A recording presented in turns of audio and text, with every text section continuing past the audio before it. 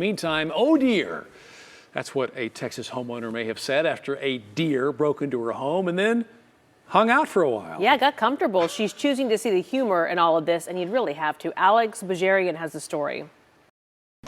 I opened my door, and right there, that kind of past where the stove is, was a deer just staring at me. A raw, unfiltered reaction from Courtney Hawk, who was coming home from spending the night at her boyfriend's. Her first thought, how in the world did this guy get in here? He just made himself an entrance. He Kool-Aid manned right through my front window. Come to find out, neighbors witnessed the breaking and entering. But Hawk says in the deer's defense, she was told he was being chased by a buck. I came back around 5 p.m. Sunday evening, so it was almost a full 24 hours that he was just moving in. The deer's hard launch into the home left him injured and bleeding.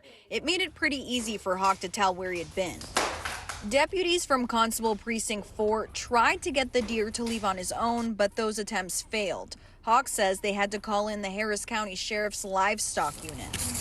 The game plan, according to Hawk, was to shoot the deer with a tranquilizer gun. She said she, came around this angle and just saw the tail end of the deer sticking out right here.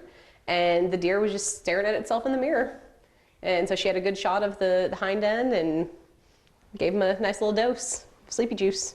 And just like that, the deer's wild weekend at Hawk's came to an end. Try not to bonk his head. Hawk says the deer was given an antidote to reverse the tranquilizer, then he was set free.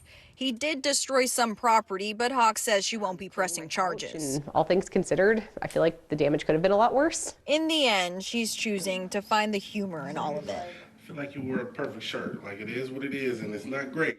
It's not great. It's not great. I like how the reporter said she's choosing not to press charges. Yeah. Here's the deal, too. It ended up back free and not mounted on her wall. Yeah. So that deer's lucky. Which happens a lot in Texas. Imagine if the deer had walked in and that's what that deer saw. Exactly.